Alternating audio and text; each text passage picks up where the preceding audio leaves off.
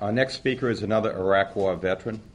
Staff Sergeant Eric Alver served in the Marine Corps for 13 years and was a member of the 3rd Battalion of the 7th Marines.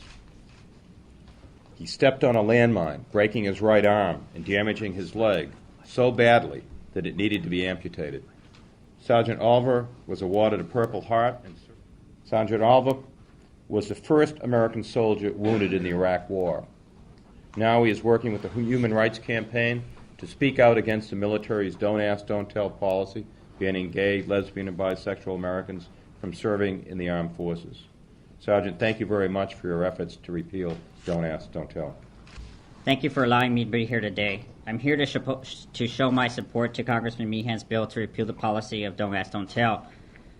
I also want to share with you that I'm an American who fought for his country and for the protection and the rights and freedoms of all American citizens, not just some of them, but all of them.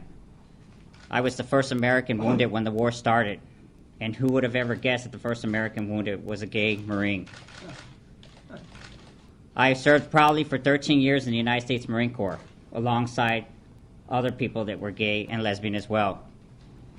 It was a huge sacrifice on my part, one that I took in hand each year that I had to serve another year, and as far as even re-enlisting 2 months before going into Iraq. Joining us now is Dan Choi. He's a founding member of the Nights Out organization. He's a graduate of West Point, and he's an Iraq combat veteran. Lieutenant Choi, thanks so much for joining us tonight. Now, Dan, I understand that you are an infantry platoon leader with the New York National Guard now. By founding this organization, that means you are violating the don't tell part of Don't Ask, Don't Tell. Are you worried you could lose your job?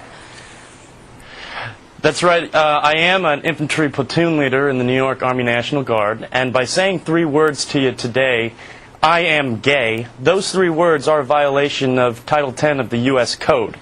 It's a code that's polluted by the people who want us to lie, and basically they want us to lie about our identity, and it's an immoral code, and it goes up against every single thing that we were taught at West Point with our honor code. Basically admitted my identity honestly and openly, and it was a clear message to all the other soldiers that have to lie and hide. It's an issue of morals. It's an issue of American values. It's not an American value to lie. It's not American value to hide, and we certainly shouldn't be forcing those values on our soldiers.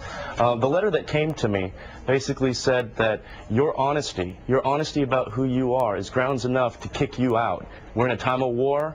You have skills that can be useful for your team. Doesn't matter. I look at it in terms of history. I mean, can you believe that only 60 years ago I wouldn't have been able to serve in my unit because I'm an American who happens to be of Asian descent? And now think about the future generations. They're going to look back at us and say, wow, really? You guys were forcing people to lie in order to serve their country in 2010 because there are patriotic Americans who just happen to be gay.